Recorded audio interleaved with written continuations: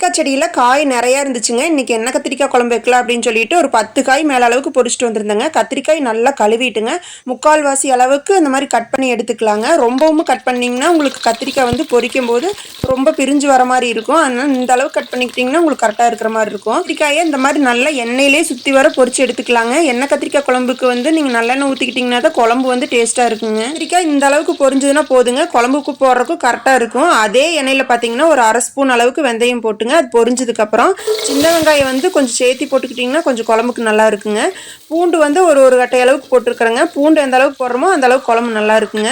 ஒரு 2 வரமிளகா கருவேப்பிலை போட்டு அந்த எண்ணெயிலே வணங்கினதுக்கப்புறம் பார்த்தீங்கன்னா இப்படி பெரிய தக்காளியை நல்லா பொடியாக கட் பண்ணி போட்டுக்கலாங்க. தக்காளி வேகிற அளவுக்கு கொஞ்சம் அளவுக்கு உப்பு போட்டுட்டுங்க, மஞ்சத்தூள் ஒரு 1/2 ஸ்பூன் அளவுக்கு போட்டுக்குங்க, குழம்பு மிளகாத்தூள் வந்து ஒரு 2 ஸ்பூன் அளவுக்கு போட்டுக்குங்க. காரம் அதிகமாக வேணும்னா இன்னும் கொஞ்சம் சேர்த்திக்கலாங்க. கொத்தமல்லி தூள் வந்து ஒரு 1/2 ஸ்பூன் அளவுக்கு போட்டுக்குங்க. அதிகமாக போட்டிங்கனாலும் உங்களுக்கு கொத்தமல்லி தூள் வாசம் அடிக்கிற மாதிரி இருக்கும். ஒரு லெமன் சைஸ் அளவுக்கு புளியை நல்லா கரைச்சி உள்ளே ஊற்றிக்கலாங்க.